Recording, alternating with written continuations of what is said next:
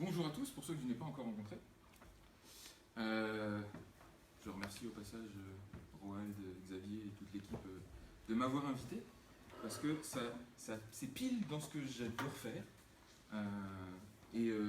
Qu'est-ce que j'adore faire? Concrètement, c'est partager un petit peu mon expérience de ce que j'observe dans le monde, et surtout dans le monde et où il se dirige, et du coup d'accompagner notamment les entrepreneurs, mais la société dans son ensemble, pour essayer de mieux comprendre et de mieux appréhender le futur.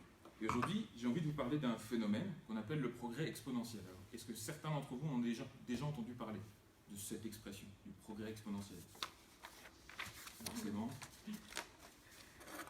Alors, pour mieux vous en parler, je vais vous présenter déjà deux gars. Joe Gebbia et Brian Chesky, qui apparaissent sur cette photo. En 2007, ils viennent de sortir d'une école de design. Ils vivent à San Francisco. Et à San Francisco, en 2007, les prix de l'immobilier commencent à grimper méchamment.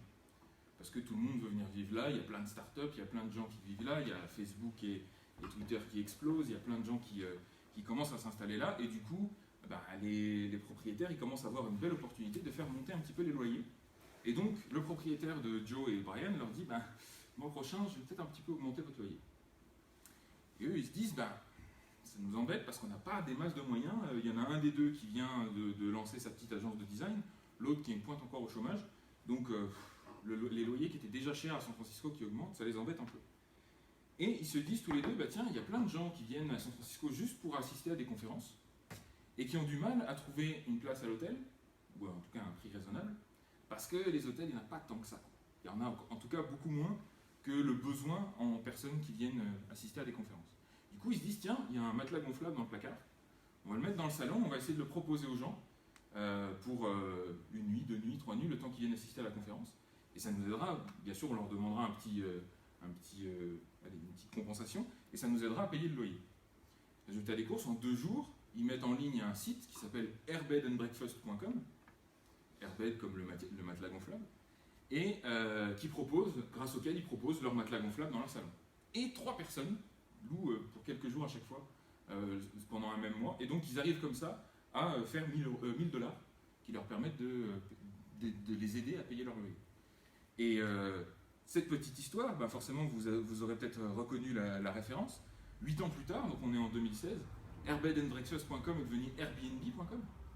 Et aujourd'hui, c'est une société qui est valorisée à plus de quelques dizaines de milliards de dollars, qui a 1500 employés en tout, qui ne possède aucune propriété foncière, qui n'embauche du coup aucune personne pour gérer de la propriété foncière, mais qui pour autant fait plus de nuitées que le groupe Hyatt, qui a, si mes souvenirs sont bons, 45 000 employés dans 600 propriétés. Et donc voilà, ils font moins de nuitées que Airbnb. Donc ma question, forcément la question que je me pose par rapport à ça, c'est mais pourquoi Hyatt n'a pas inventé Airbnb? Je vous laisse méditer là-dessus. Deuxième petite histoire, je vous présente Travis. Travis est américain. Il vient en 2008 assister à une conférence à Paris qui s'appelle Le Web, qui est une conférence d'entrepreneurs. Et il y vient parce que c'est un jeune diplômé en business fougueux et plein d'ambition, et qui se dit, tiens, je vais aller chercher voir un petit peu ce qui se passe dans le monde des entrepreneurs pour prendre de l'inspiration. Et un soir qu'il est à cette fameuse conférence, il sort un petit peu tard, et il doit retourner à son hôtel, et il galère pour trouver un taxi. On est à Paris, à 23h, près d'un lieu de conférence, et impossible de trouver un taxi, et pourtant, il ne peut pas faire autrement que d'observer que dans la rue, il y a plein de voitures qui sont là avec juste un conducteur. Donc il y a plein de places dans les voitures, mais il n'y a pas de taxi. Et donc il a cette idée de se dire, tiens, ici on développait une application qui permettait de mettre en relation toute cette offre et toute cette demande avec juste un clic sur un bouton. Alors vous l'aurez peut-être compris, aujourd'hui, Travis Kalanick, c'est le fondateur et le CEO de Uber, une société qui est elle aussi valorisée à quelques dizaines de milliards de dollars, qui ne possède aucune voiture, qui n'a embauché aucun conducteur, et qui pour autant fait plus de kilomètres et plus de courses que pas mal de compagnies de taxi. Et qui est présente dans plus de 500 villes dans le monde, avec 5000 employés, je crois, en tout. Mais pas un seul, encore une fois, pas un seul chauffeur. Donc là aussi, la question que je me pose, c'est comment ça se fait que les compagnies de taxi n'ont pas inventé elles-mêmes Uber. Alors, tant que je suis dans les petites histoires, en toute modestie, hein, loin de moi l'idée de me comparer à ces grands personnages, en ce qui me concerne, moi en 2011, après une carrière de consultant dans l'IT, on va dire, à développer des logiciels, à gérer des équipes de développeurs pour différents types d'entreprises, depuis les PME jusqu'aux grands groupes pharmaceutiques, en passant par les banques, les institutions européennes et j'en passe. Je me suis dit, enfin j'ai commencé à sentir un petit peu le chatouillement de l'entrepreneuriat et je me suis lancé dans ma première startup qui s'appelait Codesk et le but c'était justement d'essayer d'amener un petit peu certaines des valeurs et des principes du coworking à l'intérieur des sociétés. Et là, malheureusement, on était un petit peu en avance de phase avec Codesk, et ça n'a pas très bien fonctionné pour cette raison-là. Et puis, en plus, on avait d'autres idées, donc on a pivoté sur autre chose. Pivoter, vous entendrez souvent ce mot-là pendant les 3 mois, j'imagine. On a pivoté vers autre chose qui s'appelait Peer Trust. Et là encore, nouvelle start-up, nouvelle approche, nouveaux produits. On a appris beaucoup. Dans tout ça, on a énormément utilisé le Lean Startup, puisque ce qui a servi un petit peu de déclencheur à mon parcours entrepreneurial, c'était vraiment la découverte du Lean Startup en 2011. Et puis ensuite, j'ai rejoint différentes startups.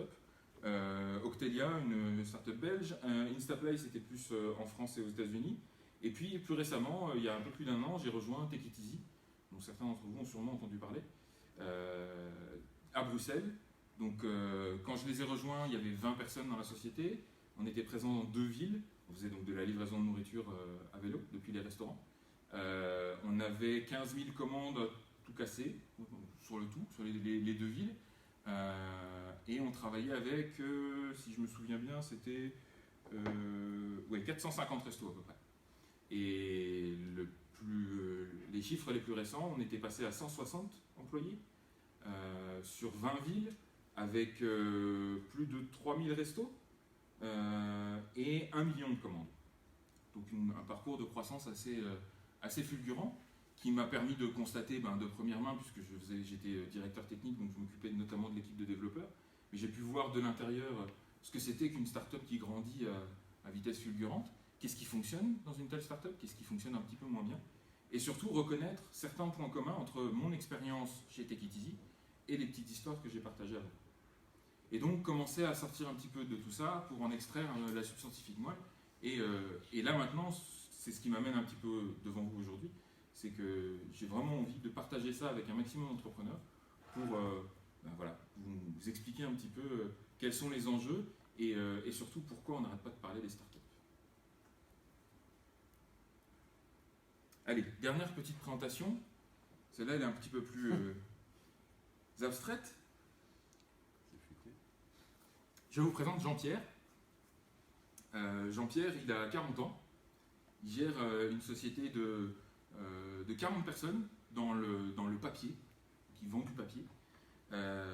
Et ça depuis 10 ans. Donc il a ses employés, c'est une entreprise qui le passionne.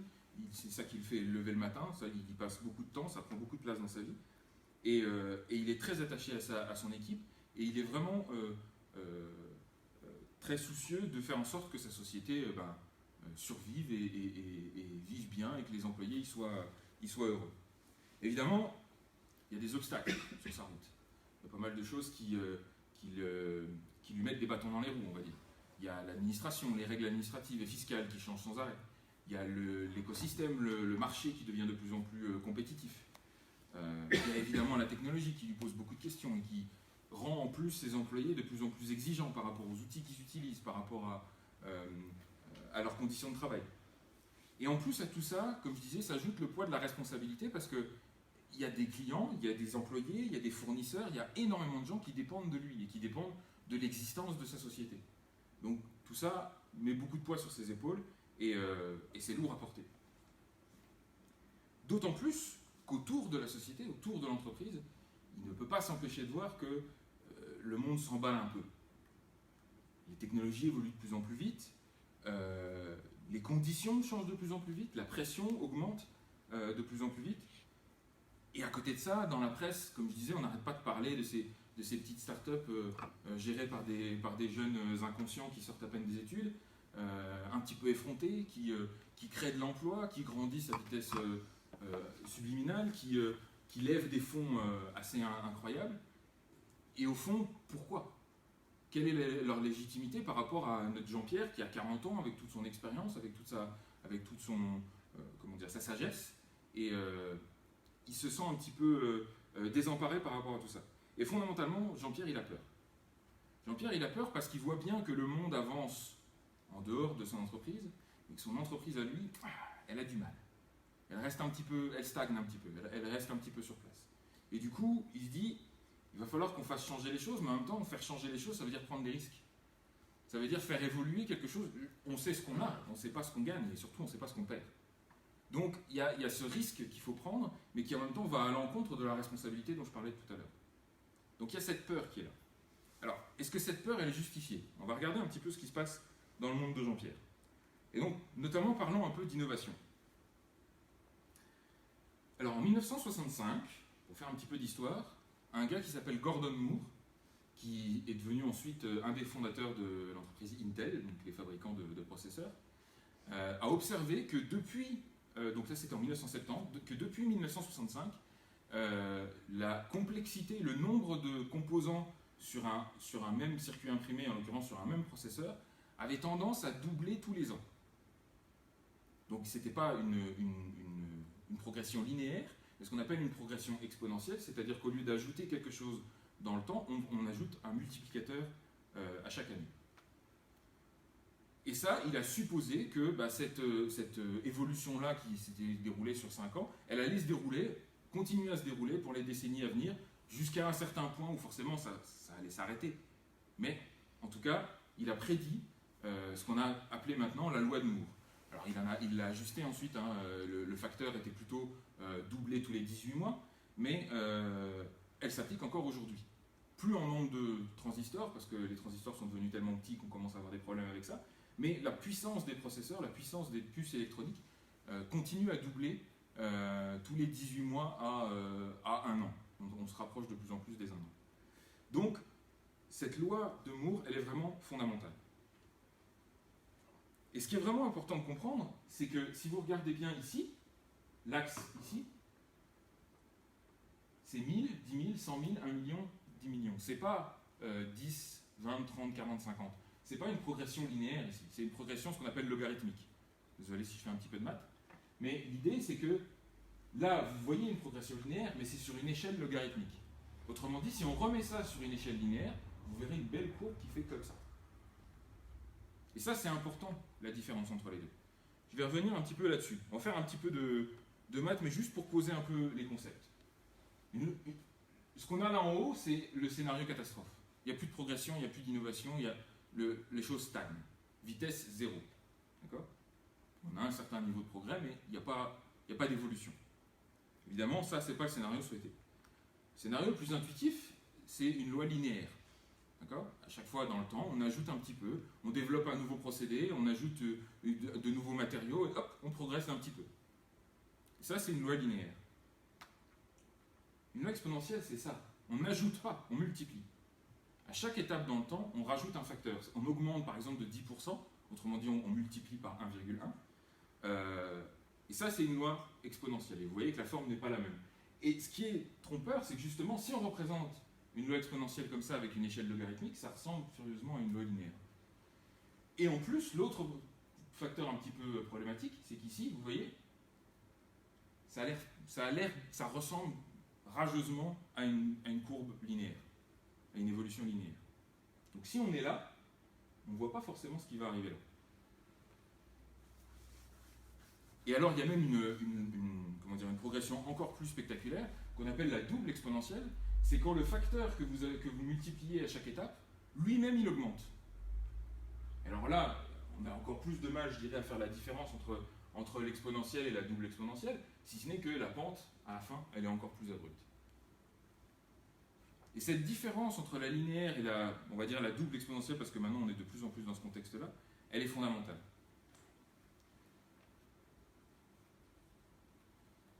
En 1999, ce type, qui s'appelle Ray Kurzweil, qui accessoirement aujourd'hui travaille pour Google, et sa mission, sa job description, c'est de créer un esprit, rien que ça. De créer un esprit pour répondre aux questions et aux recherches des utilisateurs de Google en l'occurrence.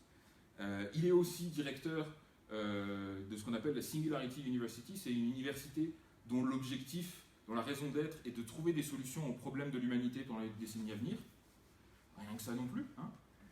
Et accessoirement, c'est aussi un futurologue assez impressionnant parce que c'est un de ceux qui comprend le mieux l'implication de la différence entre le linéaire et exponentiel.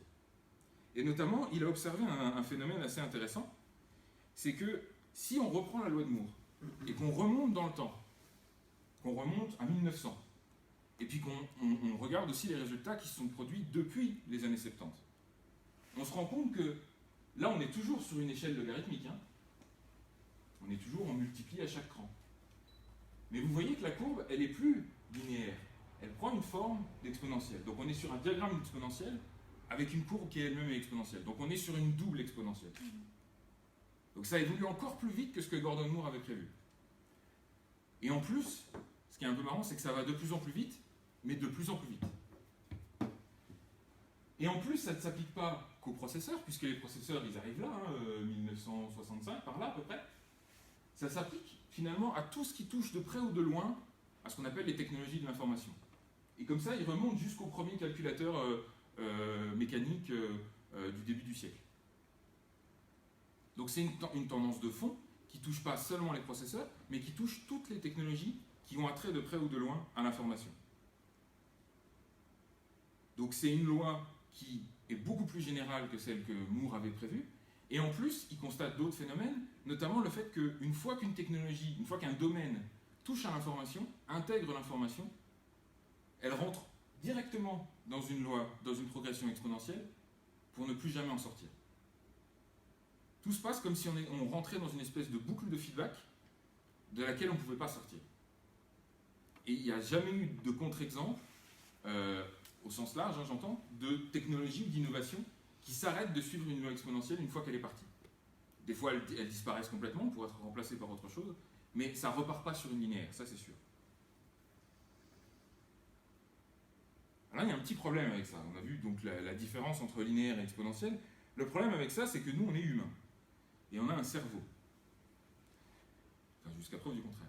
Et notre cerveau, lui, il a tendance à fonctionner quand même un petit peu de manière linéaire. C'est-à-dire que, par exemple, pour acquérir de la connaissance, pour apprendre quelque chose de nouveau, connaissance ou compétence d'ailleurs, il nous faut un certain moment, il nous faut un certain temps. Et ce temps, il a tendance à être proportionnel à la complexité de ce qu'on apprend. Donc plus ce qu'on apprend est complexe, plus on va devoir y passer du temps. Une espèce de rapport de proportionnalité entre les deux. Et en plus de ça, biologiquement, on sait que, d'un point de vue bêtement médical, au bout d'un moment, on apprend de moins en moins bien. On apprend de moins en moins vite, et puis ça a même tendance à s'écraser un petit peu sur la fin. Désolé pour les mauvaises nouvelles, mais... donc voilà, c'est quelque chose qui est... Intuitivement, on a tendance à fonctionner physiologiquement de manière assez linéaire. Et on le voit bien parce qu'autour de nous, on nous apprend des raisonnements linéaires. La révolution industrielle elle-même s'est construite sur des processus linéaires. Si tu veux produire 2 fois plus, tu dois embaucher 2 fois le personnel que tu as aujourd'hui. Si tu veux développer ton entreprise 2 fois, tu dois investir 2 fois ce que tu as déjà investi. Donc tout ça, c'est des choses qui sont déjà incluses dans notre formation, dans notre inconscient.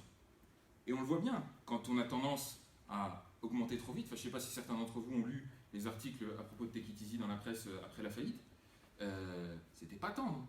Et notamment, on a beaucoup entendu des gens dire « Ouais, mais c'est parce qu'ils grandissaient trop vite. » Mais dans un monde qui lui-même grandit de manière exponentielle, si on ne suit pas l'exponentielle, quel est notre avenir ? C'est ça le fondement du truc. Alors on pourrait se dire, ouais, mais c'est notre faute, on est humain, il faut qu'on se forme, Mais c'est pas seulement nous. Les experts se trompent aussi. Les analystes, ceux qui sont normalement branchés directement ils ont leur doigt dans l'autoroute de l'information, ils savent ce qui se passe. Et pour autant, ils se trompent aussi. 2 exemples ici. au début des années 2000, c'était le groupe Gartner, donc une société qui est vraiment spécialisée dans l'analyse de tendances et dans la prédiction du futur, dit très sûr d'elle, affirme aux dirigeants de AT&T, n'investissez pas dans ce truc de mobile là. Ça sert à rien. Les téléphones coûtent trop cher, c'est trop gros, les gens ont l'air cons quand ils téléphonent, ça marchera jamais. AT&T, le plus gros opérateur téléphonique des États-Unis, l'équivalent de Proximus ici. En 2009, hein, donc il y a seulement 7 ans, le même Gartner dit... AT&T c'était McKinsey, je me suis trompé. Là c'est Gartner qui dit qu'en 2012, donc 3 ans plus tard, Nokia aura encore de beaux jours devant eux parce que leur système d'exploitation mobile, Symbian, aura encore 40% de part de marché, donc c'est encore loin devant tous les autres. Android sera loin derrière à 14%, et alors l'iPhone, on n'en parle même pas. En 2009, pour 2012. Un petit effort de mémoire, vous allez voir, en 2012, c'est pas ça qui s'est passé. Hein. Donc même les experts se trompent. Même les experts ont du mal à comprendre ça. Allez, un dernier petit exemple, même si celui-là est un petit peu plus légendaire. Est-ce que vous connaissez la légende de l'invention des échecs? La légende dit qu'en Inde, un mathématicien a inventé le jeu d'échecs. Et le roi à qui il a présenté son invention trouvait ça absolument génial. Il lui a dit, du coup, c'est encore mieux que le backgammon, j'adore, vas-y, je veux jouer tout le temps. Par contre, voilà, il faut que je te récompense, c'est trop génial ce truc. Donc dis-moi ce que tu veux comme récompense, et je te le donne. Et le mathématicien dit, c'est simple, on va prendre un échiquier, le truc que je viens d'inventer, avec les petits carreaux blancs et noirs, et tu vas me mettre un grain de blé sur le premier, 2 grains de blé sur le deuxième, 4 grains de blé sur le troisième, et tu doubles à chaque case. Le roi lui dit, je me fous, si j'accepte ça, je me fous un peu de toi, là, la récompense n'est pas suffisante. Et évidemment, le roi, un peu comme nous, il a du mal à appréhender l'exponentiel. Il a du mal à se rendre compte qu'à la moitié du plateau, on va déjà être à plus de 2 milliards de grains de blé. Et à la fin, sur la dernière case du plateau, il y a 18 milliards de grains de blé. Donc vous additionnez tous les grains de blé, vous voyez que le stock de l'Inde va y passer. Donc ça, juste pour illustrer à quel point c'est difficile, à quel point c'est contre-intuitif d'envisager une progression exponentielle. Alors le souci, c'est que ce décalage entre linéaire et exponentiel, il a un impact non négligeable sur notre prise de décision. Si vous utilisez, comme ici, les tendances du passé pour essayer de faire une projection pour le futur, déjà, il y a une certaine marge d'erreur par rapport à la réalité. Et même si vous utilisez les chiffres et les tendances de maintenant pour prédire le futur, vous êtes encore dans l'erreur. Le problème avec ça, il est multiple. C'est que, d'une part, si vous n'anticipez pas les bonnes prédictions, si vous ne faites pas les bonnes prédictions, si vous n'anticipez pas les bonnes décisions, un concurrent va s'en charger à votre place.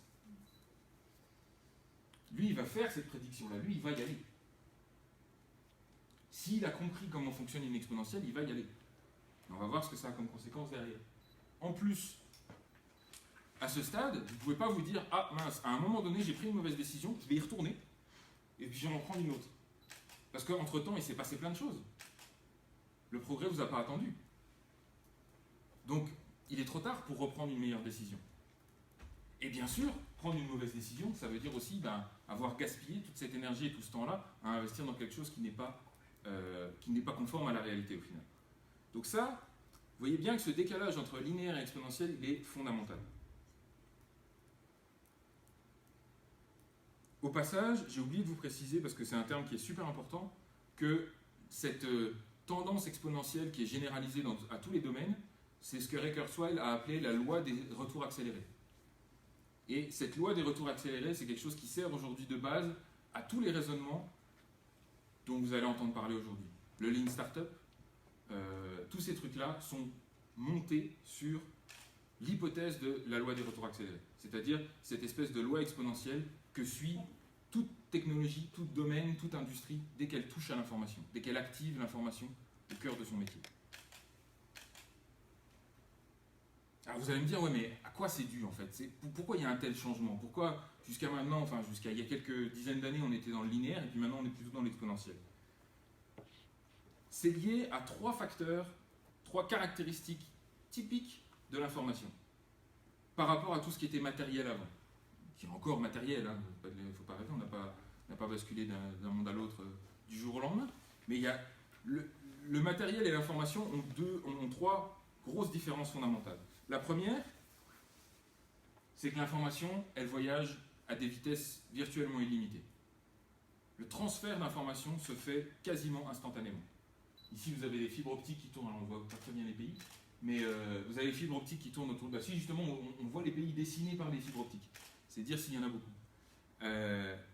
Grâce à ces fibres optiques, aujourd'hui, on arrive à transférer de l'information en quelques millisecondes à l'autre bout du monde. Si vous voulez faire envoyer une voiture ou même un iPod de Chine aux États-Unis, hein, ça prend du bateau, ça prend du temps. Et ce temps-là, évidemment, il coûte de l'argent. En plus de ça, c'est ce qu'on voit ici, l'information, elle est transmise uniquement par copie. Le matériel, si je vous donne quelque chose de matériel, si je vous donne ce gobelet, par exemple, je ne l'ai plus. Mais toute l'information que je suis en train de vous faire passer là, toute cette connaissance que je vous fais passer, je ne vais pas être plus idiot en sortant de la salle.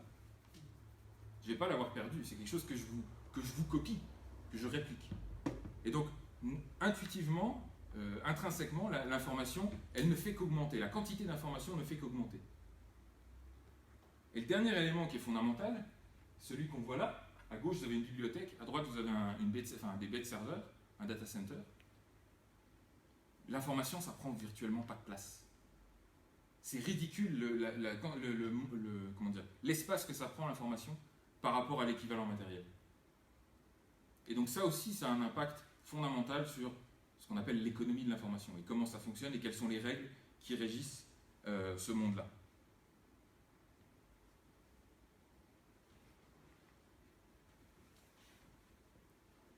Et en plus de tout ça, en plus de ces règles de l'information qui existent, comme je disais, depuis le début du XXe siècle, hein, depuis qu'on a commencé à manipuler l'information de manière massive, aujourd'hui et depuis une vingtaine d'années, on a un truc qui s'appelle Internet. Et ce truc-là, il a rajouté encore un gros coup d'accélérateur sur tout le reste. Pourquoi ? Parce que Internet, il est conçu à la base comme un système complètement évolutif et flexible. La commande de base qu'avait passée le gouvernement américain à l'agence qui s'est occupée de la conception initiale d'Internet, alors elle s'en est vite échappée, mais la commande initiale, c'était, on était en pleine guerre froide, et ils voulaient un réseau de communication qui ne soit pas, qui ne soit pas fragile, qui ne puisse pas être mis par terre juste par la destruction d'un seul nœud. Avant ça, un réseau téléphonique classique, vous détruisiez le réseau central, enfin le central téléphonique principal, on va dire, et tout le réseau était par terre. En tout cas sur une zone géographique donnée. Avec Internet, le but c'était d'arriver à quelque chose où, même si vous enlevez un nœud, l'information elle passe autour. Et elle continue à trouver son chemin. Et ça a un impact important parce que ça veut dire que le réseau, il n'a pas besoin de demander l'autorisation. Enfin, un nœud du réseau qui veut rejoindre le réseau, il n'a pas besoin de demander une autorisation pour rejoindre le réseau. À n'importe quel moment, il peut se rajouter et tout s'adaptera de manière dynamique. Alors ce qui est intéressant, et c'est un peu ce que veut illustrer la photo ici, c'est que c'est un peu similaire à la façon dont le cerveau fonctionne. On s'est longtemps focalisé sur le volume du cerveau, sur le nombre de neurones du cerveau, avant de se rendre compte qu'on apprend essentiellement, non pas en ajoutant de nouveaux neurones, mais en ajoutant des connexions entre les neurones. En multipliant justement, en augmentant la densité du réseau. Du coup, on peut se dire, mais oui, bien sûr, nous-mêmes, en tant qu'individus, on est limité par un certain raisonnement et un certain fonctionnement linéaire, mais si on s'inspirait de ça, d'Internet et du fonctionnement du cerveau dans une certaine manière, pour augmenter la densité de connexion à l'intérieur de nos entreprises et entre les entreprises elles-mêmes, est-ce qu'on ne pourrait pas rattraper de nouveau un raisonnement exponentiel ? C'est exactement cette hypothèse-là qui a derrière ce qu'on appelle une organisation exponentielle. Une exo, en petit jargon. Alors, une organisation exponentielle, c'est quoi ? La définition un peu pompeuse, c'est une organisation dont l'impact ou la production est disproportionnée au moins 10 fois supérieure à celle de ses concurrents grâce à l'utilisation des nouvelles technologies et grâce à une réorganisation aussi de sa structure. Et donc ça c'est important parce que c'est grâce à cette définition-là que tout ce que je vais vous montrer ensuite a pu être rassemblé à partir de l'analyse d'un certain nombre d'entreprises, d'organisations qui ont été identifiées comme des entreprises, comme des organisations exponentielles. On est allé les voir, on est allé voir ce qu'elles faisaient, ce qui marchait, ce qui ne marchait pas, ce qui était commun entre elles, et on a sorti un certain nombre de règles et de principes qui, j'espère, pourront vous être utiles aujourd'hui. À la base de tout ça, à la base de ce raisonnement, à la base de ce qu'est une organisation exponentielle, il y a la compréhension de ce qu'on appelle les 6 D de la technologie. Alors vous allez voir, hein, c'est comme dans tous les grands principes, il y a chaque fois des acronymes et des trucs pour se souvenir et tout. Donc là, évidemment, c'est un acronyme anglais, enfin, on utilise les mots anglais, et pour le coup, ça marche assez bien en français aussi. Donc, qu'est-ce qu'on appelle les 6 D de la technologie? C'est une espèce de cycle de vie assez schématique, mais par lequel passent à peu près toutes les innovations, et notamment par lequel passent à peu près toutes les organisations exponentielles à un moment donné. Tout commence avec la digitalisation. J'ai envie de dire, c'est un peu le sujet du travail ici, donc vous êtes au bon endroit, vous commencez par la première étape, la digitalisation. C'est-à-dire, en gros, activer l'information comme un élément clé dans votre métier, dans ce que vous faites, dans ce que vous produisez et dans ce que vous gérez. Donc c'est le premier pas, mais ça n'est que le premier pas. Parce que comme on l'a vu, la loi des retours accélérés elle nous dit que dès qu'on commence justement à digitaliser, c'est-à-dire dès qu'on commence à mettre de l'information au cœur de ce qu'on fait, instantanément, on bascule sur une loi exponentielle. Donc, ce qu'on produit, au sens large, va avoir tendance à évoluer, à progresser de manière exponentielle. Sauf que, on l'a vu sur les diagrammes avant, la loi exponentielle, au début, c'est décevant. Hein.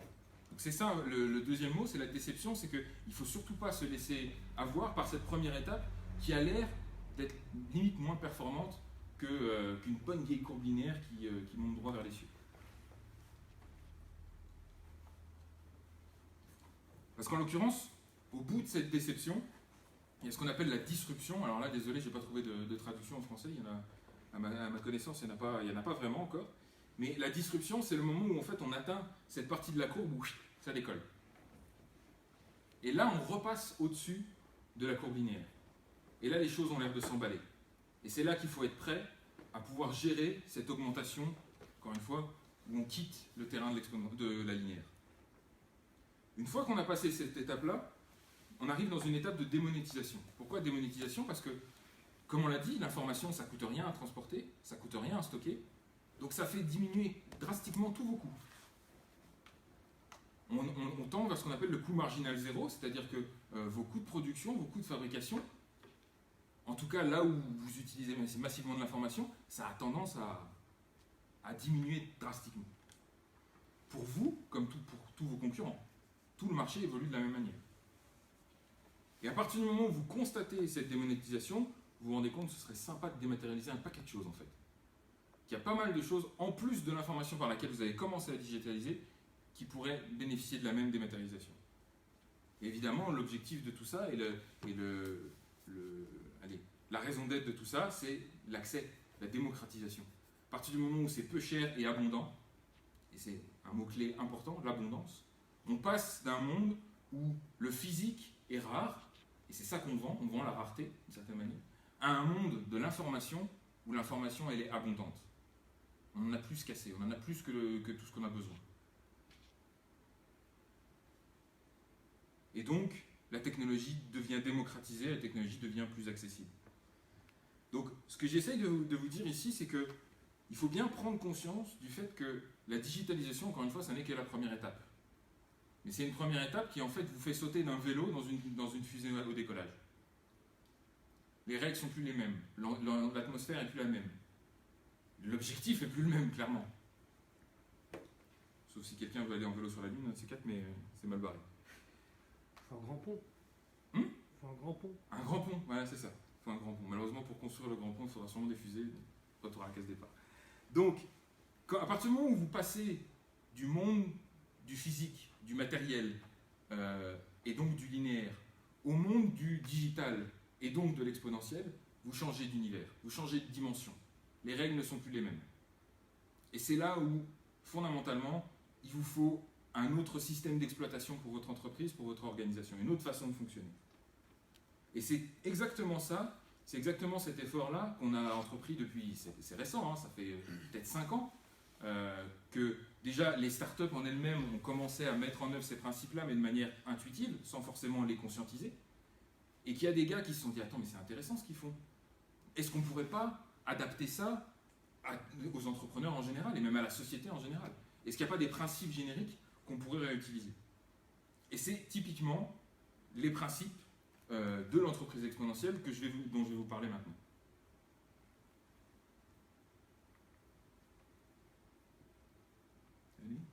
Alors, le premier principe, et ça c'est quelque chose qui est unanime. En général, ils ont analysé, je crois, une bonne centaine d'entreprises. Quand je dis ils, c'est Salim Ismail, l'auteur du bouquin Exponential Organizations, que je vous recommande chaudement, d'ailleurs je vous ai mis les références à la fin. Ils ont analysé vraiment le parcours de une centaine d'entreprises, et aussi bien des startups que des entreprises plus classiques, mais qui avaient fait ce changement vers le modèle d'entreprise exponentielle. Le fait est qu'il y a plus de startups. Pourquoi? Tout simplement parce que les startups sont créées généralement par des gens un peu jeunes qui intègrent l'exponentielle parce qu'elle fait partie de leur schéma de pensée. Parce qu'elles sont nées avec Internet. Parce qu'elles sont nées avec cette technologie de l'information qui évolue de manière fulgurante. Et donc, c'est beaucoup plus intuitif pour elles, et donc elles ont tendance, sans forcément le conscientiser, à le mettre en œuvre dans les entreprises qu'elles créent. Donc c'est pour ça qu'il y a plus de startups. Mais il y a aussi des entreprises plus anciennes, plus grosses, qui se sont réinventées autour de ces principes-là. Et donc, le principe clé, l'élément, on va dire la clé de voûte que toutes les entreprises exponentielles exploitent, c'est ce qu'on appelle l'objectif massif de transformation. En anglais, le MTP, le Massive Transformative Purpose. Et en gros, ça c'est quoi? C'est votre but profond. C'est pas ce que vous faites, c'est la raison pour laquelle vous le faites. C'est le pourquoi et même d'une certaine manière le pour espace quoi. C'est quoi la transformation que vous avez envie d'amener dans le monde? Parce qu'avec une puissance pareille, enfin encore une fois, quand vous achetez une Ferrari, c'est pas pour rouler en ville. À partir du moment où vous avez une fusée aux fesses, c'est pour transformer. Et vous n'avez pas le choix parce que si vous ne le faites pas, d'autres le feront à votre place. Donc, dans un objectif massif de transformation, il doit y avoir une composante de transformation importante. Objectif parce que, encore une fois, le but, c'est justement de donner un but dans lequel les gens se reconnaissent, que ce soit vos employés, que ce soit vos clients, que ce soit toutes les personnes qui gravitent autour de votre entreprise. On va voir qu'il y en aura de plus en plus. Et ça doit être massif. Pourquoi massif? Parce que imaginez que les créateurs d'Airbnb, donc Joe et Brian, se soient dit allez, notre objectif maintenant, c'est de permettre à tous les gens qui viennent assister à des conférences à San Francisco de trouver un hébergement. En gros, au bout de 2 mois, leur objectif, il était dépassé. Et quand on a dépassé son objectif, c'est quoi l'étape d'après? On peut vite être perdu. Donc l'objectif massif, c'est pour...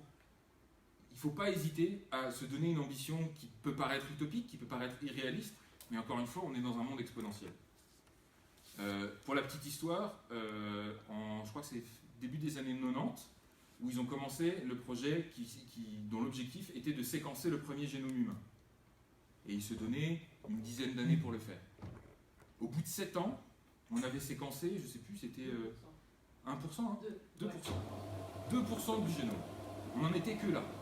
Donc forcément, les experts se sont dit, ouais, mais alors, il nous reste plus que 3 ans pour séquencer le reste.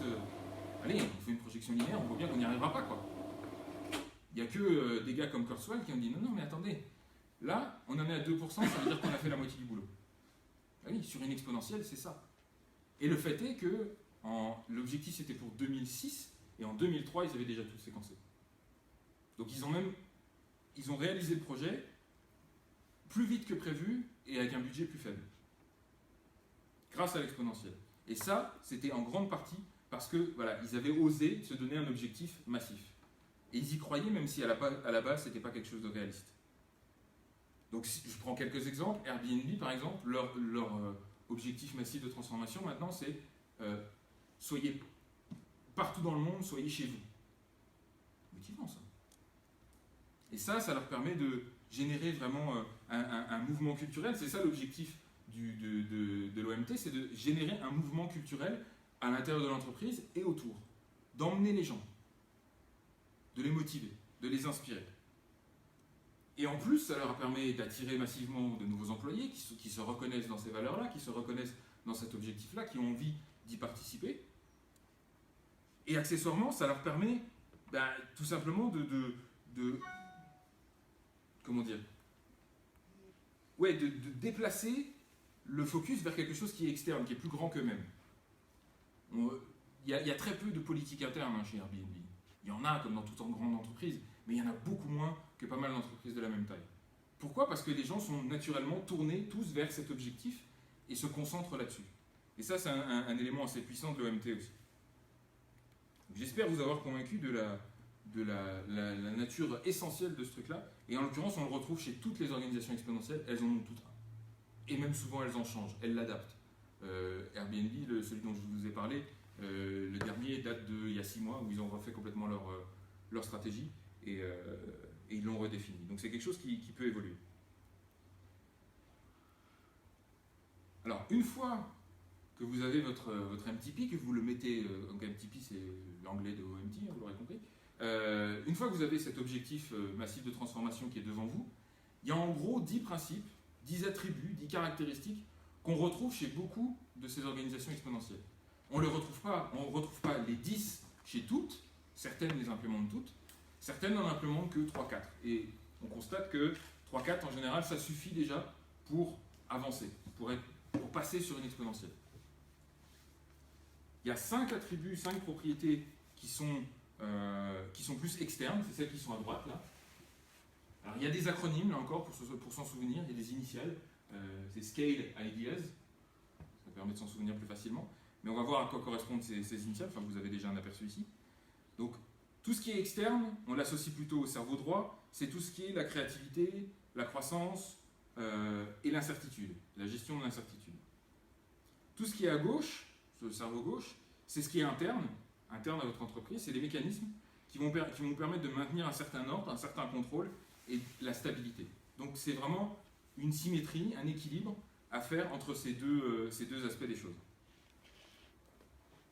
Alors, commençons par le cerveau droit. Cerveau droit, l'acronyme à retenir, c'est SCALE, les initiales SCALE. La première initiale, le S, correspond à Staff on Demand. Autrement dit, le personnel à la demande.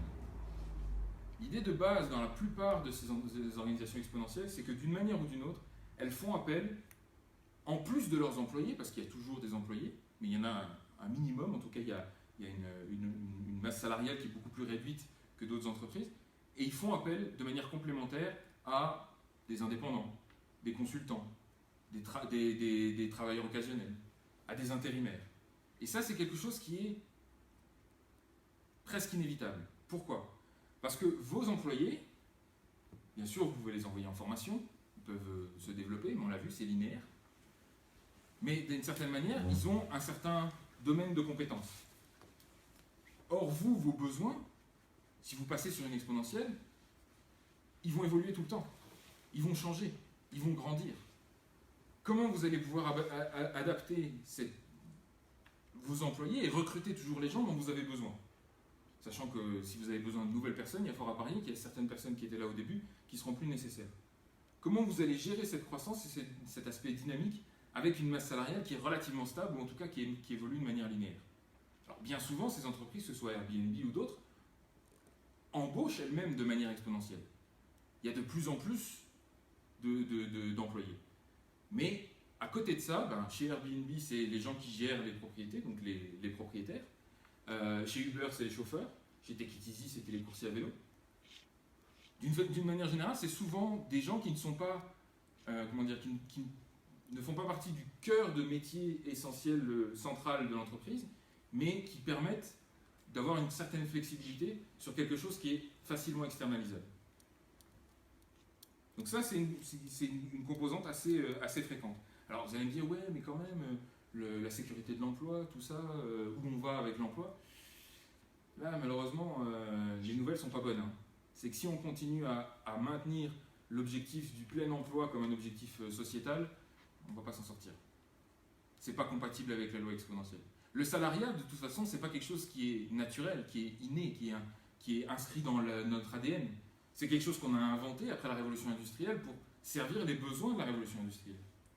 Mais aujourd'hui, si on change de paradigme, si on change de monde, si on change de dimension, il est évident qu'on doit revoir aussi la notion de ce que c'est qu'un emploi, de ce que c'est que le travail. Et le staff on demand, le personnel à la demande, fait partie de cette réflexion-là. Alors, tout est à inventer, hein. C'est pour ça qu'il y a autant de tensions aujourd'hui autour de ça, mais n'empêche qu'on ne peut que constater que c'est indispensable pour grandir de manière exponentielle. Deuxième élément, la deuxième initiale, c'est le C comme community.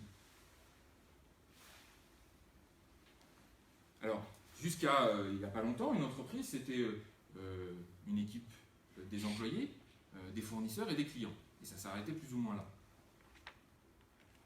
Aujourd'hui, ce qu'on constate, c'est que les entreprises exponentielles ont une forte tendance quand même à faire les choses de manière publique, à exposer ce qu'elles font au grand public. Et donc à intégrer dans leur réflexion de plus en plus de composantes externes. Il n'y a plus seulement, comme on le voit ici au centre, le cœur, les clients et les fournisseurs. Il y a aussi le staff on demand, donc le personnel à la demande dont je parlais avant, qui font partie d'une certaine manière de l'écosystème de l'entreprise. Et au-delà de ça, il y a tout le monde.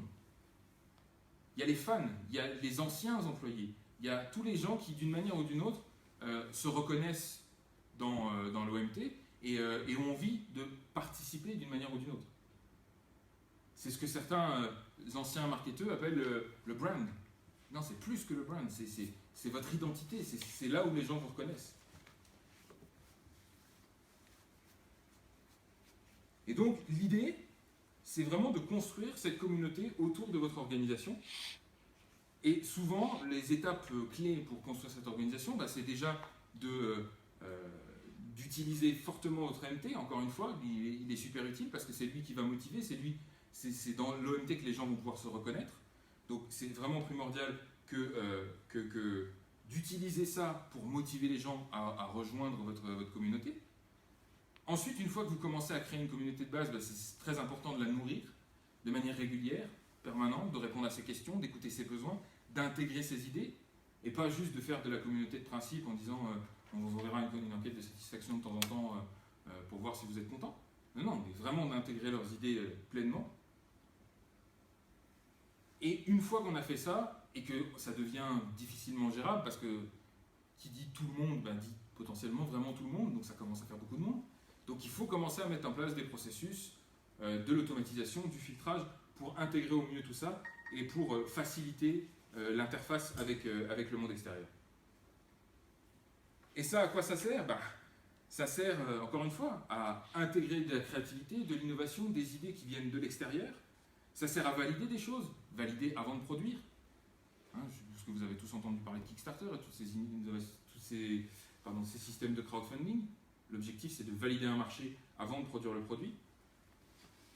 Donc, on peut l'utiliser aussi pour du financement participatif, justement. Voilà, pour plein de choses. Mais vraiment, la communauté, c'est un élément clé qu'on retrouve dans pas mal d'organisations exponentielles. Le troisième élément, c'est ce qu'on appelle les algorithmes. À partir du moment où l'information arrive au centre de votre métier, de ce que vous faites, vous commencez à en avoir tellement de l'information que le prochain défi, c'est de faire du sens, c'est d'extraire de la valeur, des décisions actionnables à partir de ces données. Et c'est là que les algorithmes arrivent à la rescousse. Les algorithmes, c'est quoi ? C'est des systèmes automatiques, c'est des programmes informatiques qui sont capables d'analyser les données, d'en extraire de l'information, de transformer les données et de les rendre exploitables. C'est pour ça que vous entendez probablement de plus en plus parler de big data. Le big data, c'est ça.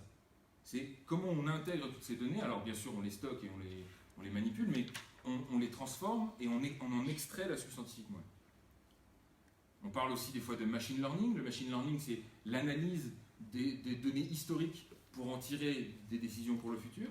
Et on parle même de plus en plus maintenant de deep learning. C'est comment on fait en sorte qu'un programme devient suffisamment intelligent pour comprendre ce qui se passe et prendre des décisions en temps réel.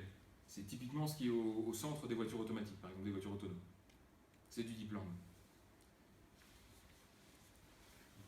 Donc les algorithmes sont partout. Encore une fois, vous regardez Uber, les gens par exemple s'imaginent que Uber, je comprends pas pourquoi ça vaut 50 milliards, franchement c'est un peu exagéré.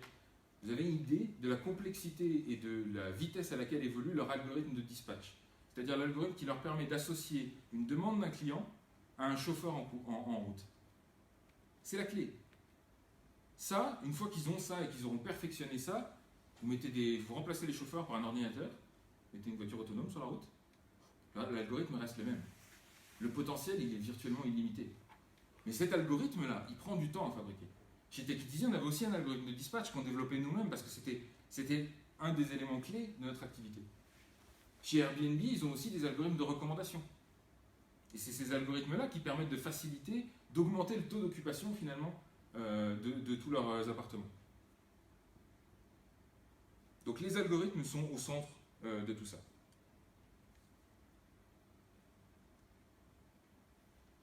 Le L dans Scale, c'est pour ce qu'on appelle les leveraged assets en anglais. Autrement dit, l'idée de gérer des assets et notamment de louer au lieu de posséder. Comme je l'ai dit tout à l'heure, si vous vous souvenez bien, Airbnb, ils ont 0 propriété foncière. Uber, ils ont zéro voiture. Ils ne possèdent aucune voiture. C'est de moins en moins vrai maintenant avec les voitures autonomes parce que justement, ils sont en train de transformer leur métier, mais en tout cas, sur l'ancien modèle, ils n'avaient pas besoin de posséder des voitures. Et ça, c'est une tendance qu'on constate de plus en plus. Plutôt que de posséder, on utilise ce que d'autres savent très bien acheter, gérer, maintenir, réparer, etc. Et on l'utilise plutôt que de le posséder. Autrement dit, votre capital, il n'est plus dans le passif de votre entreprise, mais dans l'information que vous êtes capable d'extraire de toutes ces ressources que vous pouvez utiliser. Et du coup, comme vous les utilisez, elles sont encore une fois virtuellement illimitées. Le meilleur exemple de ça, c'est ce qu'a créé Amazon, qui s'appelle Amazon Web Services. Ça a complètement transformé l'écosystème de l'IT, parce qu'en gros, c'est des serveurs que vous n'avez pas besoin d'acheter, que vous louez en fonction de ce que vous utilisez.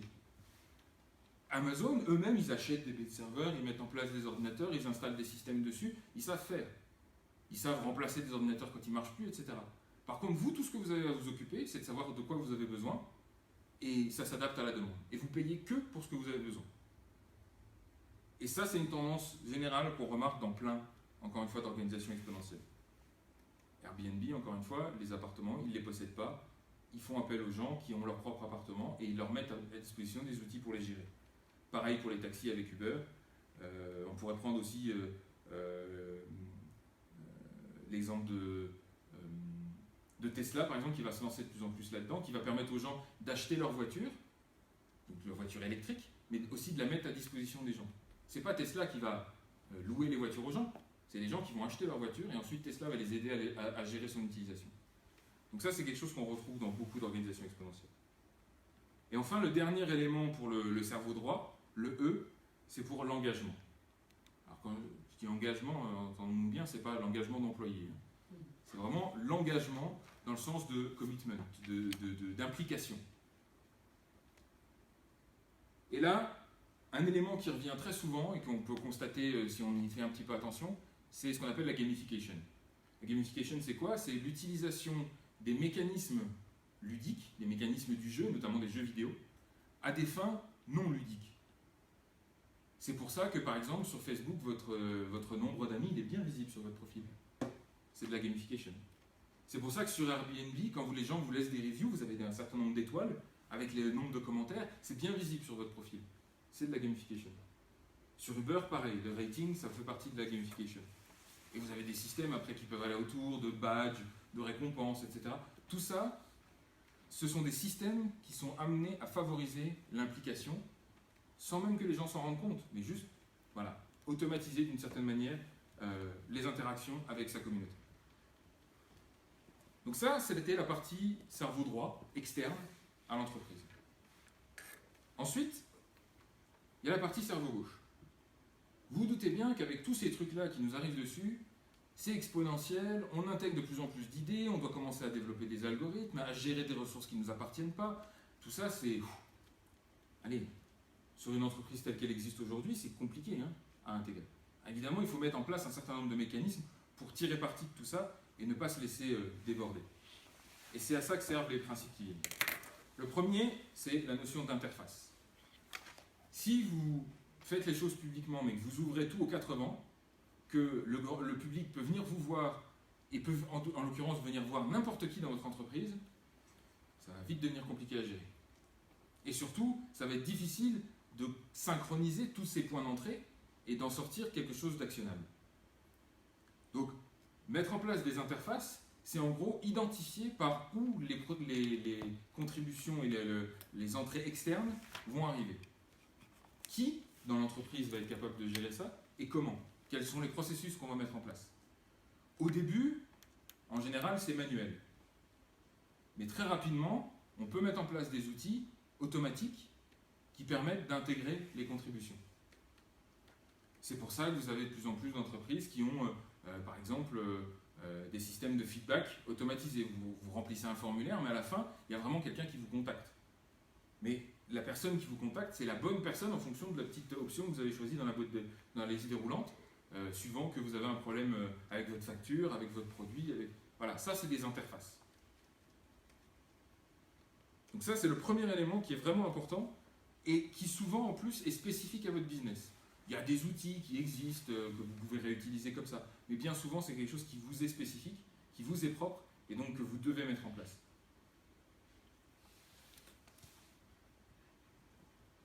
Le D, dans Ideas, c'est pour dashboard, tableau de bord. Je ne sais pas si vous avez remarqué à quel point il y a une corrélation entre la vitesse d'un véhicule et le nombre de boutons sur son tableau de bord. Le vélo, pas de boutons, quasiment pas. La voiture, il y en a déjà un peu plus. L'avion, la fusée, bon ça c'est la navette spatiale américaine.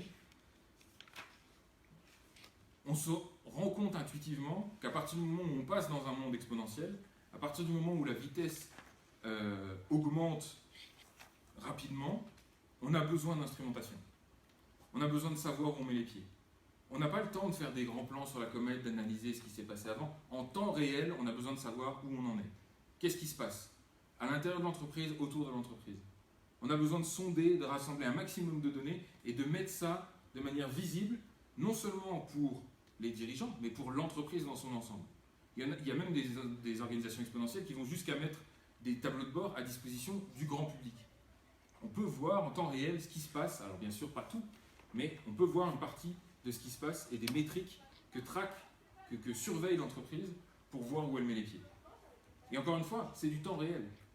On sort du truc où on a un rapport trimestriel, voire annuel. On dit alors voilà comment on a fait et qu'est-ce qu'on va faire l'année prochaine. Non, on est dans le temps réel. Si on attend 3 mois à 1 an pour savoir ce qui s'est passé et pour rassembler toute cette information, c'est pas possible. On perd un temps fou. Alors bien souvent, vous vous en doutez, ces tableaux de bord, ça requiert beaucoup d'IT.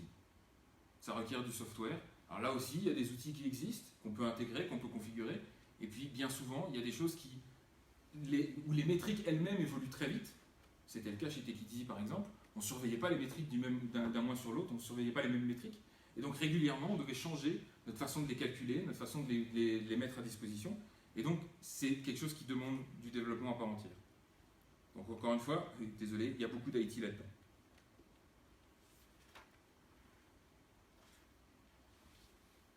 Et alors, autre chose qui est importante aussi, c'est que ces métriques-là, elles ne touchent pas seulement la santé économique de votre modèle, de votre entreprise, elles touchent aussi les gens. Il y a de plus en plus d'organisations exponentielles, par exemple, qui mettent en place un outil qu'on appelle les OKR, Objectives and Key Results.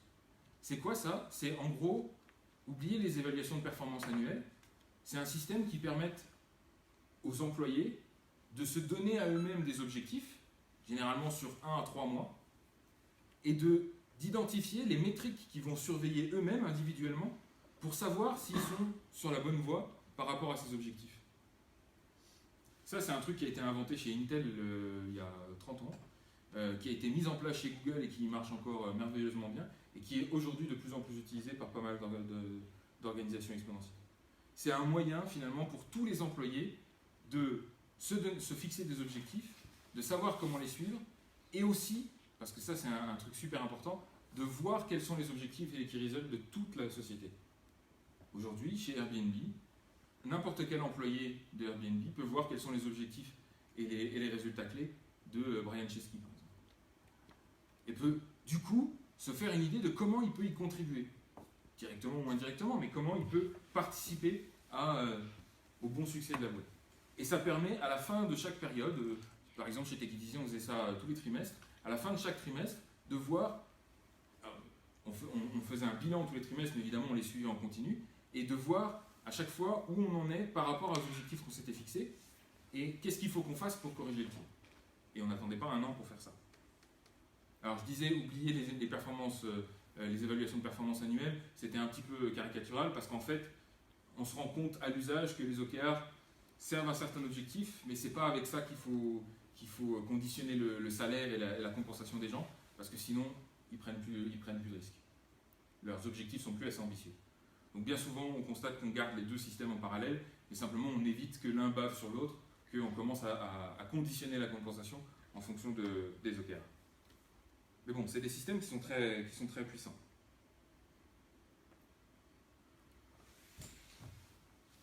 Le E dans IDEAS, donc la troisième lettre, vous allez en entendre parler beaucoup, j'imagine, on en a déjà entendu parler pas mal à l'instant. C'est ce qui est à la base de Lean Startup. C'est une approche expérimentale. Et une approche expérimentale courte, itérative et courte. On ne fait pas des itérations de 3 mois, 6 mois, non, on fait des itérations d'une semaine, 2 semaines. On essaye d'itérer le plus rapidement possible et d'apprendre un maximum. Vous vous rendez bien compte que finalement, dans une organisation exponentielle, votre carburant, j'irais même jusqu'à dire l'huile de votre moteur, c'est l'apprentissage. C'est beaucoup moins l'argent, c'est beaucoup moins les moyens financiers. C'est ce que vous apprenez, plus vous en apprenez et plus vous ajoutez de la valeur à votre entreprise d'une certaine manière. Et ce cycle-là, Build, Measure, Learn, alors là bien sûr, comme c'est tout blanc, on ne voit même pas les autres cercles. Mais l'idée c'est, on a des idées qu'on construit, qu'on construit ici. De cette construction-là, on a un produit qu'on va mesurer, et on mesure tous les éléments qui sont pertinents, le comportement de l'utilisateur, les différents éléments de marketing, de diffusion, il y a un certain nombre de métriques qu'on peut traquer avec ça. De tout ça, on extrait des données, ce que vous ne voyez pas ici, et de ces données-là, on apprend. Et du coup, grâce à l'apprentissage, on génère de nouvelles idées, et on continue comme ça, de manière très rapide. Ça, ce que ça permet, concrètement, c'est de compenser le côté « le monde s'emballe ». Si vous vous contentez de suivre une tendance et que vous n'apprenez pas au fil du chemin, ben, vous n'êtes pas plus intelligent qu'avant, en gros. Vous n'ajoutez pas suffisamment de valeur à ce que vous faites. Ça vous permet de prendre des risques, mais de prendre des risques mesurés dans l'objectif d'apprendre. Avec ce genre de cycle-là, vous pouvez vous mettre dans une logique où l'échec est permis. Et j'irais même jusqu'à dire où l'échec est souhaitable. Parce qu'il est reconnu qu'on apprend beaucoup plus d'un échec que d'un succès. Et ça, encore une fois, ça nécessite de changer complètement son mode de fonctionnement. Et le fait est qu'aujourd'hui, dans nos entreprises, bien souvent, l'échec, c'est plutôt quelque chose qu'on considère assez mal.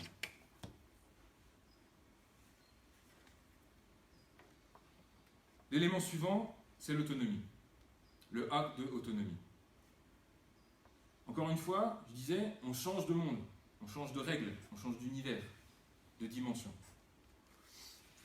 Or, les modèles organisationnels tels qu'on les a aujourd'hui, hiérarchiques, pyramidaux, c'est verticaux, c'est quelque chose qui a été conçu par l'homme.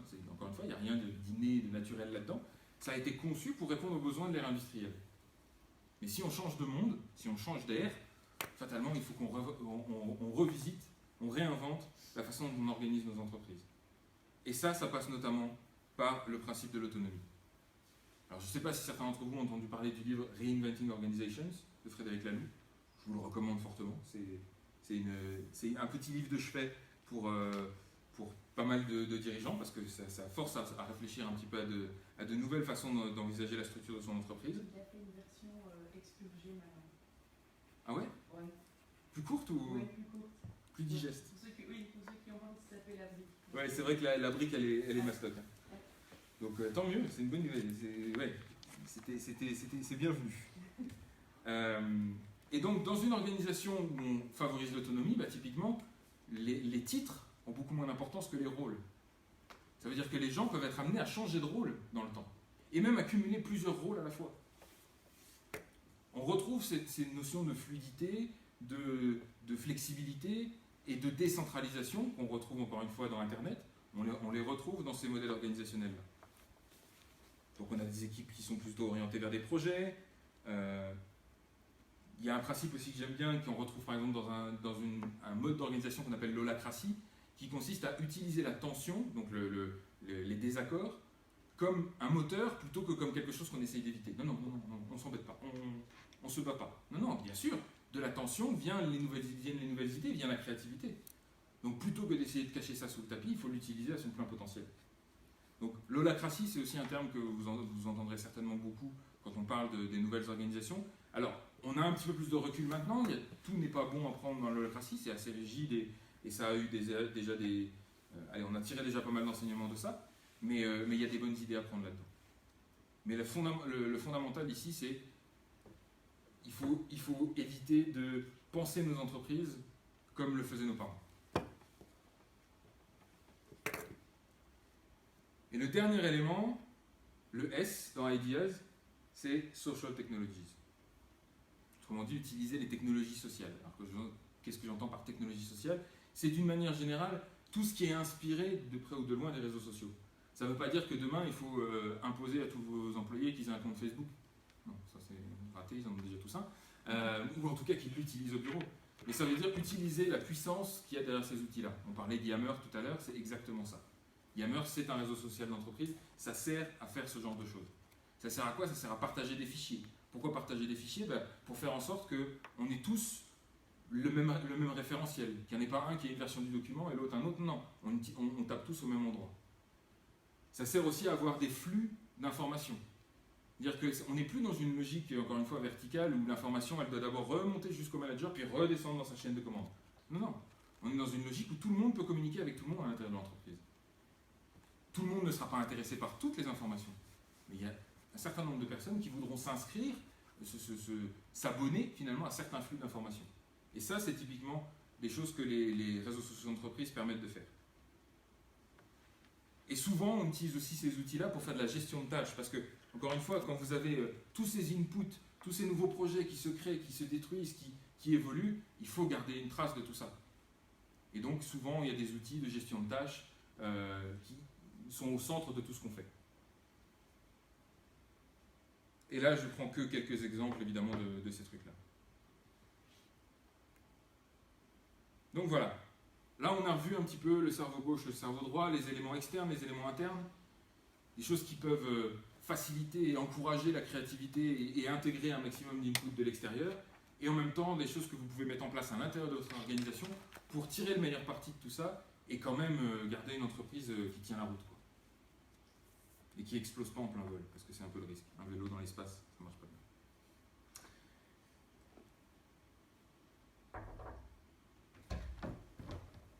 Bonjour tout le monde.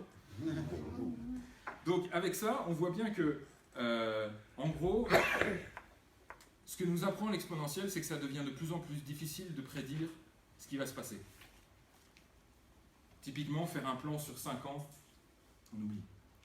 Maximum 1 an, et encore. Si on met beaucoup de tableaux de bord là-dedans et qu'on est capable de tirer des chiffres, ça va. Mais au-delà, c'est très compliqué.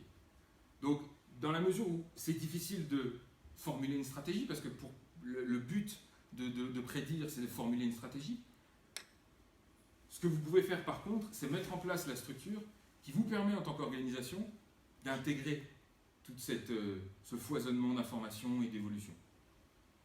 Donc en gros, c'est mettre un scaphandre à votre cycliste. C'est un peu le sens de cette image. Allez, je vais accélérer un petit peu. Je pense que vous avez compris le principe. Je vais avancer de façon exponentielle. De façon exponentielle, tout à fait. Là, on est arrivé en bas de l'exponentielle, donc maintenant je progresse très vite. J'aime bien cette pub d'Accenture où les marketeurs ne se sont même pas rendus compte à quel point c'était ridicule. Mais oui, il y a une raison que c'est du... Bref, effets spéciaux. Tac.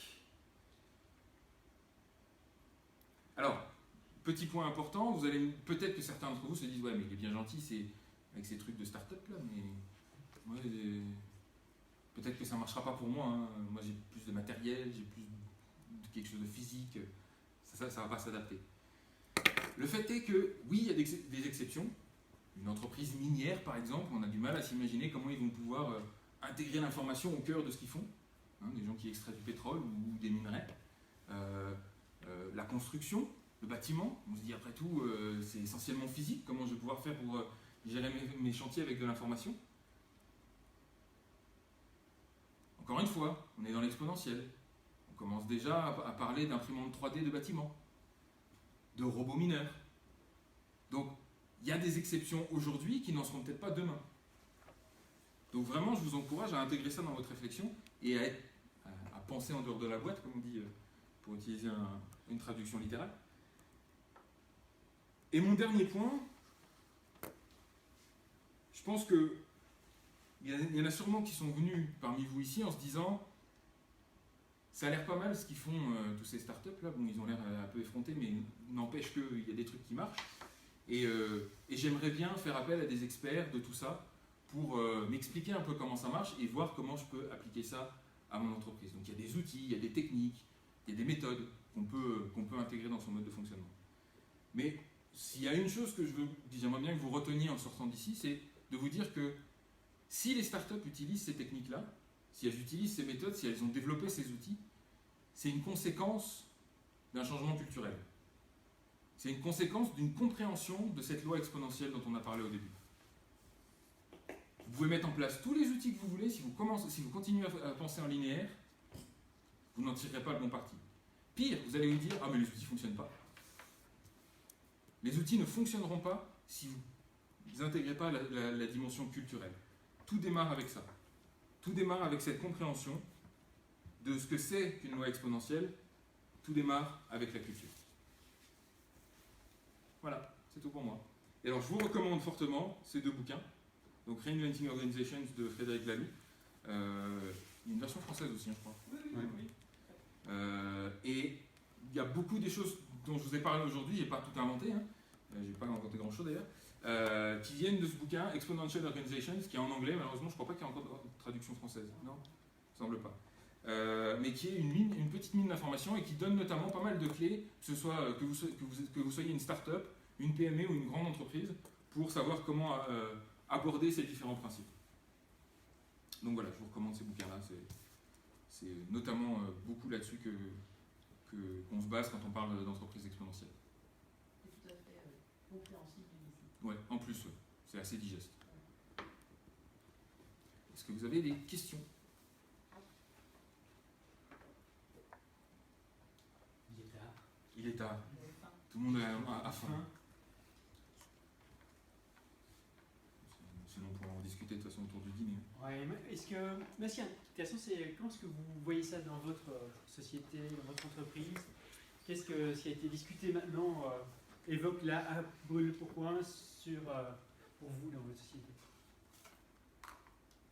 Est-ce que ça vous paraît. Est-ce que ça fait du sens ou est-ce que c'est complètement. Waouh, ça fait peur? Dans mon cas, il y a déjà beaucoup de points qui sont appliqués, d'autres qui doivent être complètement revus et d'autres qui sont améliorés. Donc moi j'attends de l'ensemble de nos réunions et de nos séances de travail de pouvoir améliorer tout ça. Clairement, pour être clair, enfin, là j'interviens un peu comme extérieur, je pense que vous êtes au bon endroit. Et quand tu dis il y a des trucs à améliorer, d'accord. Tu peux donner un exemple, tu peux partager quelque chose? Par exemple, au niveau de l'input, l'input chez nous se fait de deux manières. La première, c'est le téléphone, la deuxième, c'est l'email. Au niveau de l'email, ça dérange tout le monde, alors qu'une seule personne pourrait s'en charger. Parce que l'email est dispatché automatiquement pour être certain que quelqu'un puisse répondre vite. Mais on peut automatiser ça beaucoup mieux. Et au niveau du téléphone, c'est pareil, on a des téléphones en cascade, et donc il y a toujours au moins deux personnes à déranger chaque fois qu'il y a un appel. Et donc là, ça rejoint typiquement l'aspect interface. C'est Oui. comment faire en sorte que, tout en augmentant la quantité d'informations et d'input qui rentrent dans l'entreprise, on ne devienne pas fou et surtout on ne perd pas son focus, quoi, ce qui fait qu'on a un métier et qu'on a une boîte à faire tourner. En fait.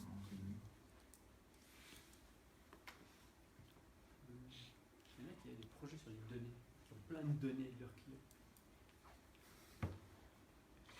Quelque chose sur ça?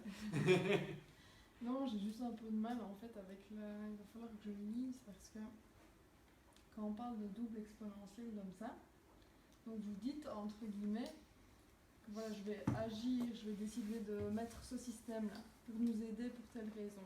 Mais si je pense de manière linéaire, je ne vais pas voir. Enfin, j'ai du mal avec ça en fait, il faut que je lise. L'idée de l'exponentielle, c'est vraiment que si une loi linéaire, elle est facile à prédire. On tire la ligne et on croise avec l'année et on se dit ok, en telle année, ma progression elle en sera à tel point. Et donc en fonction de ça, on peut mettre en place une stratégie bien déterminée pour passer les étapes. C'est prédictible. Une loi exponentielle, elle est fondamentalement impossible à prévoir. Parce que comme je disais, alors c'est notamment le cas pour une double exponentielle, vous avez le facteur qui lui-même augmente à chaque étape. On ne peut pas savoir quels sont les facteurs. En plus, il y a un truc qui se rajoute, j'en ai pas parlé, c'est que les innovations, grâce à Internet, ont de plus en plus tendance à se télescoper, à se rentrer dedans. Et donc, quand elles se rencontrent, elles créent leur propre innovation et leur propre exponentielle. Donc tout ça rend entre guillemets, le monde de plus en plus difficile à prévoir. Oui, changeant C'est ça. dans la tendance, mais moi concrètement dans mon entreprise, voilà, je veux faire quelque chose, je fais quoi pour faire le bon choix? Ben justement, dans la mesure où vous ne pouvez pas prévoir, le seul truc que vous pouvez encore faire, c'est mettre en place les outils et les structures qui vous permettent d'intégrer quoi qu'il arrive. Pas d'essayer. Voilà, quelque chose d'ouvert et quelque chose de flexible. Vous ne savez pas, a priori, de qui vous aurez besoin, par exemple, dans 3 ans. C'est impossible. Donc vous ne pouvez pas commencer un processus de recrutement parce que vous savez que ça prend du temps. Donc c'est là où le personnel à la demande peut vous aider. Parce que vous savez qu'au moment où vous en aurez besoin, et uniquement pour ce moment-là, vous pourrez faire appel à quelqu'un. Puis quand vous n'en aurez plus besoin, il ira travailler ailleurs, entre guillemets. Si dans un an, vous avez 100 fois plus de clients, est-ce que vous aurez l'absorbé?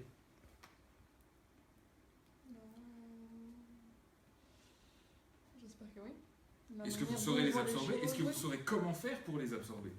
Quoi mettre en place? On travaille dessus. C'est ça le plus difficile. C'est, encore une fois, c'est de passer dans une logique où on ne peut plus savoir exactement où on va. Et donc, le seul truc qui nous reste, c'est d'essayer de mettre en place toutes les structures pour être le plus réactif et le plus adaptable possible. Et capable de réagir quasiment en temps réel. En fait, la clé de tout système qu'on sélectionne, c'est vraiment la flexibilité. Ah ouais. Exactement. L'autre mot, c'est l'agilité. L'agilité? Ouais. Et c'est encore une fois, tous ces outils. On pense au bâton c'est toujours quand même un bâton qui, à un moment, il casse. Oui, il y a un point de rupture. Le côté agile, si on pense à un chat, voilà, c'est la fluidité, quoi. Il bouge. Et encore une fois, tous les outils de Lean Startup et tout ça sont orientés vers ça. Vers comment je fais pour d'abord observer en temps réel ce qui se passe et pas attendre 3 ans de dire ah ben non, j'avais fixé tel objectif puis on l'a pas atteint. Non, toujours d'observer en temps réel et aussi de pouvoir réagir en temps réel, de construire ce qu'on appelle des boucles de feedback, c'est-à-dire je capte, j'agis, je regarde ce que ça fait et je tourne. Build, measure, learn en permanence. Et ça, il y a toutes les entreprises qui font du Lean Startup, que ce soit Dropbox, Airbnb et tout ça, même encore aujourd'hui, alors qu'avec la taille qu'elles ont, elles continuent à le faire. C'est des processus qui sont encore partie intégrante de leur méthode. Donc c'est pas quelque chose qu'on fait au début parce que pour s'adapter, Parce que le monde bouge et que si on ne le fait pas, voilà, c'est ça. on se bouffe un moment. Et oui, de fait, on a un projet de base de données, mais ça c'est... Ouais, c'était un peu ça.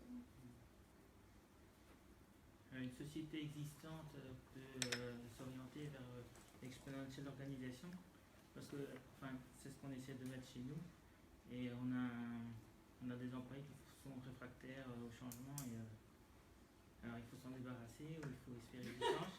Je ne sais pas si c'est une problématique qui sera... C'est une problématique clé. Comme je disais, tout démarre avec la culture. Si vous avez une culture à la base qui freine les cas de fer en disant non, on ne veut pas y aller, ça bloque tout le reste. Vous pouvez mettre en place tous les outils que vous voulez, ils vont les refuser systématiquement parce que ça sera guidé par une culture qui leur parle pas. Donc un des éléments clés dans ces cas-là, c'est vraiment l'OMT, c'est votre objectif massif de transformation. C'est encore une fois l'espèce de lumière au bout du tunnel que vous montrez à tout le monde et vous essayez d'emmener tout le monde vers ça. Et l'autre élément clé, c'est ça, on n'en a pas vraiment parlé, mais on constate que dans beaucoup de ces entreprises-là, il y a toujours un leader charismatique quelque part qui porte cette vision-là, qui porte cet objectif massif de transformation et qui justement guide un petit peu toute l'entreprise et encore une fois toute la communauté qui tourne autour de l'entreprise vers cet objectif-là. Donc il y a une composante humaine qui est inévitable. Et après, effectivement, il y a là-dedans des gens qui ne s'y reconnaîtront pas. Un des exemples récents, c'est la société Zappos aux États-Unis, c'est un peu l'équivalent de Zalando, qui vendent des chaussures par Internet. Et qui, il y a quelques années de ça, a décidé de mettre en place l'holacratie, donc de revoir complètement la structure de son organisation. Il y avait quand même 1500 employés dans cette boîte-là.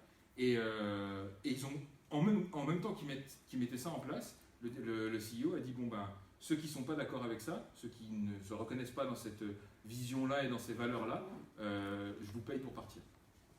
Donc ils ont mis, je ne dis pas que c'est ce qu'il faut faire, mais ça illustre en tout cas le fait qu'il y a des fois où on ne peut pas s'adapter. Et donc il a mis en place un système de package de départ assez généreux qui permettait aux gens qui ne se reconnaissaient pas dans ces valeurs-là de simplement quitter la société.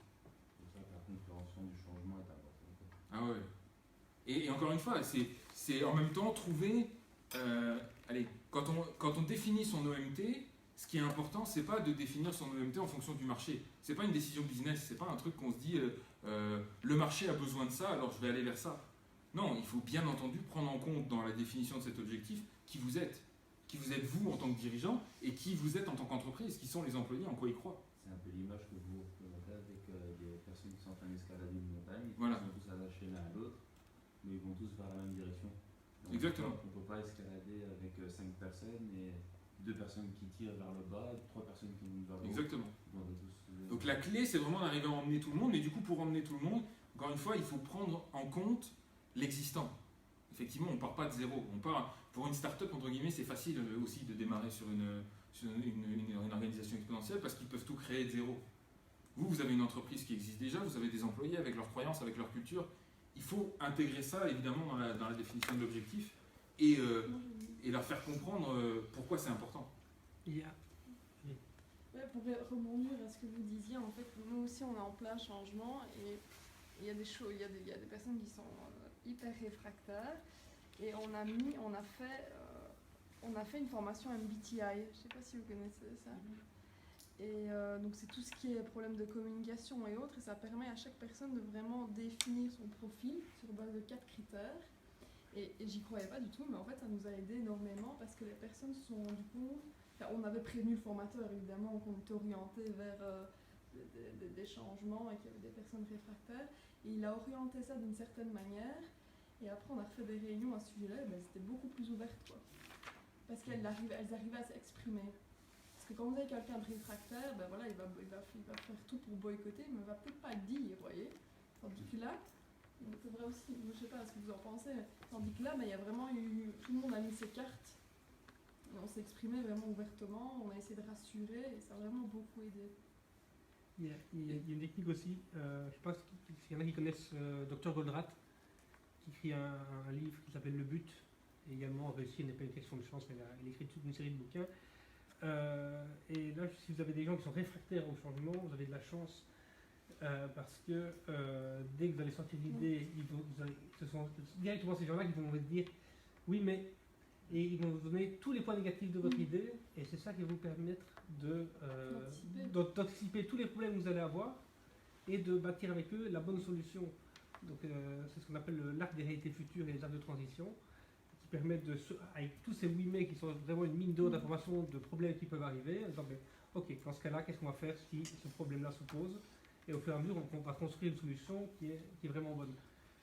Et ces gens-là qui sont au départ des oui mais, et il y en a partout. Vous pouvez faire ce que vous voulez, il y a toujours des gens qui vont vous contredire. Grâce à ça, ils vont se sentir impliqués dans la solution et ils vont y adhérer. Dans beaucoup d'organisations exponentielles, on constate que souvent les oui mais c'est les experts, c'est ceux qui connaissent le mieux le business, qui connaissent le mieux les tenants et les aboutissants de tout ça. Et ce qu'on constate, c'est que souvent ils changent de rôle. Ils passent d'un rôle de ceux qui apportent les solutions à un rôle de ceux qui identifient les challenges. Mais après, les solutions, c'est pas eux qui doivent les apporter. C'est plus eux. Parce que la solution, elle va de plus en plus souvent venir de l'extérieur, venir du monde qui entoure la société. Mais par contre, vous avez toujours besoin des experts pour vous aider effectivement à identifier les attention, parce qu'il y a ça, et il y a ça, et il y a ça, et il faut le prendre en compte quand même. Oui, je l'ai pris en compte, mais en même temps, on intègre aussi tout l'input qui vient de l'extérieur. Donc le rôle des experts change aussi. Et par rapport à leur position, il faut d'abord essayer de leur faire comprendre l'idée pour qu'ils aillent, ou alors profiter du côté charismatique d'une personne qui mène et leur dire faites confiance, on verra plus tard.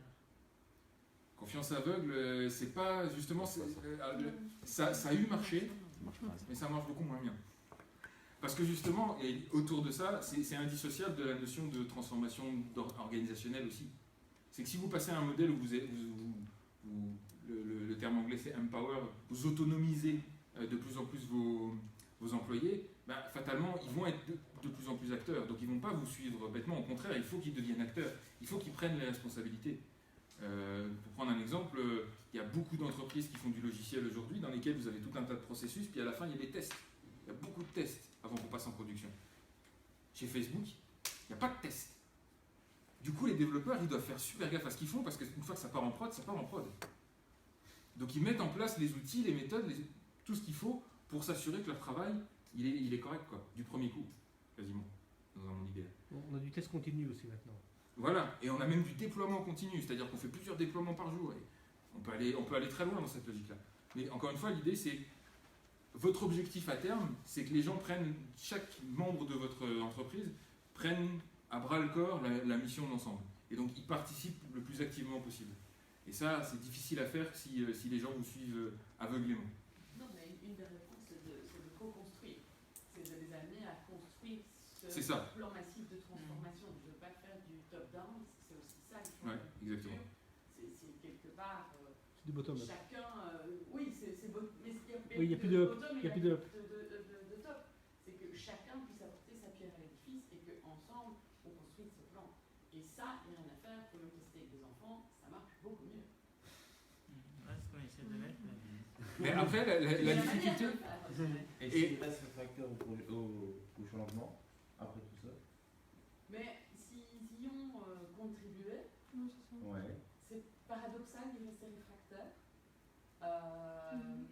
Moi, j'ai vécu un cas comme ça, genre chez Decathlon, où ça marche vraiment comme ça. Et pour ne pas le nommer, très clairement, c'était le leader syndical, qui restait totalement réfractaire. Mais c'était son rôle. C'était son rôle, alors tout le monde va faire. Et en fait, ils étaient mis d'accord en fait, pour changer l'impact de Decathlon sur l'environnement. Et donc, ils ont vraiment